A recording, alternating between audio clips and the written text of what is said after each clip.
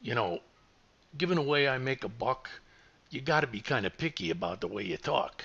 Things like usage and syntax and grammar and whatnot can be pretty important when you're trying to crack a marketing case and make a persuasive argument. But when you're talking to somebody, especially on the phone, you gotta make sure you're crystal clear. As you know, I don't rattle too easy. But I have to admit I was a little shook when I got a call from Hard Knocks University.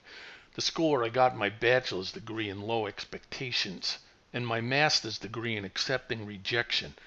I'm still thinking I might call the dean of the faculty and ask him to make sure his team is a little more careful with their enunciation. Max Impact, where does it hurt? Hello. I'm calling from the alumni office at Hard Knocks U. What do you want from me? I paid my tuition off a long time ago. We want to give you a third degree. The third degree? I didn't do nothing. No, not the third degree. A third degree. Like an honorary one. Oh, that's different. What did I do right? We'd like you to come to speak to our marketing class. Then we'll award your third degree. Okay, I think I can squeeze you in. When do you want me there? Can you be here next Tuesday? Sure. I'll see you in about an hour. Wait, we don't.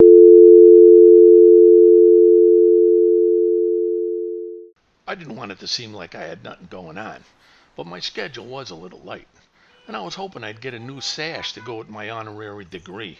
I hadn't picked up a sash since I was named Miss Congeniality in the last marketing detective pageant.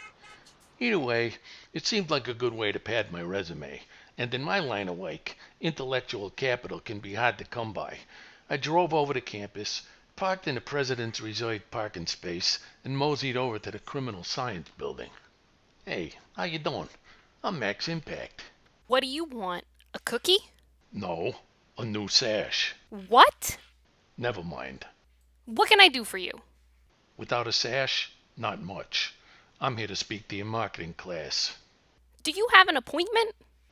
No, an invitation. Just a moment, please.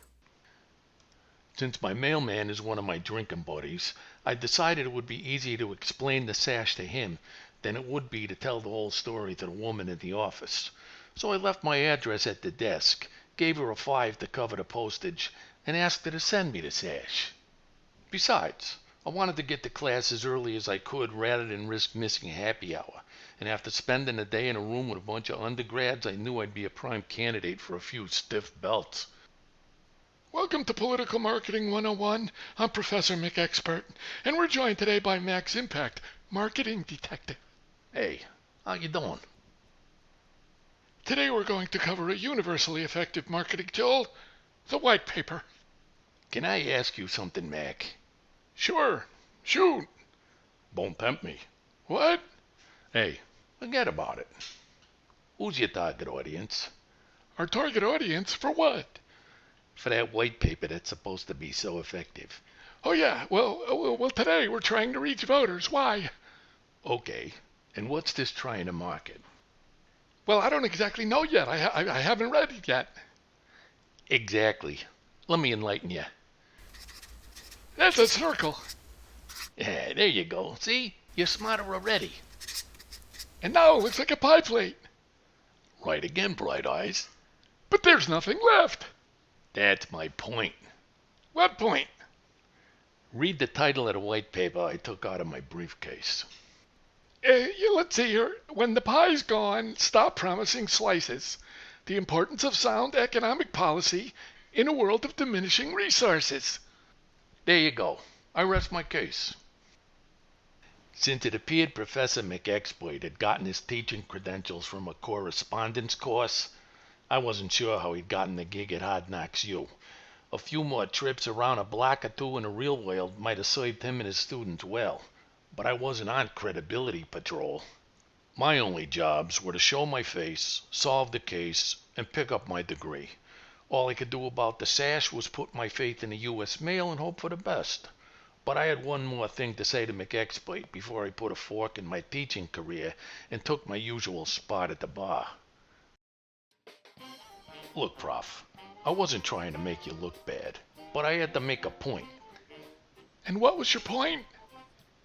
White papers are great for technicians who require detail or politicians who want to hide it. So what are you trying to tell me? The more you can show, the less you have to say. Oh, I think I see. And comics show more and say less. Prof, I think this is the beginning of a beautiful friendship. If you're buying, I agree. You know, the prof really wasn't such a bad guy. He could have done with a little seasoning, but if he spent a little more time on the street, he'd pick up some of the practicality that's a way of life out there.